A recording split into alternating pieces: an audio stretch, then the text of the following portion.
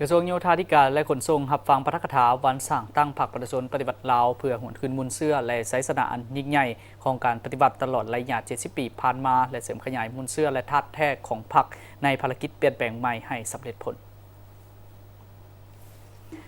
การปาฐกถาจัดขึ้นในวันที่ 19 มีนาคม 2025 ซึ่งให้เกียรติปาฐกถาโดยพลโทศาสตราจารย์ปริญญาเอกทองร้อยศิริวงศ์กรรมการศูนย์กลางพรรครองรัฐมนตรีกระทรวงป้องกันประเทศมีสหายงามประสงค์เมืองมณีเลขาคณะบริหารงานพรรคกระทรวงรัฐมนตรีกระทรวงโยธาธิการและขนส่งพร้อมด้วยคณะนำกระทรวงองค์การจัดตั้งมหาชนและพนักงานเข้าร่วม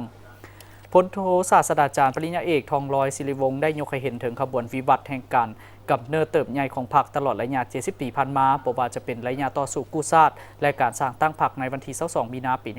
1955 เป็นต้นมาพรรคเฮาได้มีการนำพาซี่นำอย่างเด็ดเดี่ยวมีวิทยาศาสตร์อาจได้นำพาปวงชนลาวบรรดาเผ่าผู้หักชาติต่อสู้กับอิทธิกำลังปรปักษ์ที่โหดร้ายป่าเถื่อนที่มีจำนวนพลอาวุธและเทคนิคที่ทันสมัยเหนือกว่าเป็นหลายเท่าแต่ด้วยความมีไหวพริบของพรรคบวกกับตั้งใจหักชาติอันดุดดื่มบ่ยอมจำนวนต่อศัตรูผู้หุกคานและการช่วยเหลือของเพื่อนมิตรสากลที่ก้าวหน้าพรรคประชาชนลาวในเมื่อก่อนก็คือพรรคประชาชนปฏิบัติลาวในปัจจุบันจึงสามารถนำพาปวงชนลาวปลดปล่อยชาติและประกาศเอกราชและอธิปไตยของตนขึ้นในวันที่ 2 ธันวาคม ปี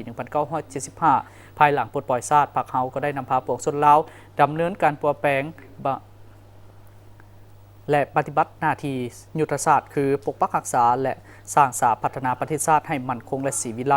ตลอด 70 ปีแห่งการสร้างตั้งพรรคประชาชนปฏิบัติลาวและ 50 ปีแห่งการสถาปนาสปปลาวพรรคเฮาได้มีผลงานอันยิ่งใหญ่และมหาศาลเป็นต้นกำเนิดด้านการเมืองสามารถปกปักรักษาเอกราชและผืนแผ่นดินอันครบถ้วนไว้อย่างมั่นคงเศรษฐกิจสังคมได้รับการพัฒนาขยายตัวอย่างต่อเนื่องและมั่นเที่ยงด้านวัฒนธรรมได้มีการปกปักรักษาและเสริมขยายเสริมเฮ็ดให้สปปลาวได้มีบทบาทและใบหน้าใหม่ในเวทีภาคพื้นและสากลสูงขึ้นเป็นเก่า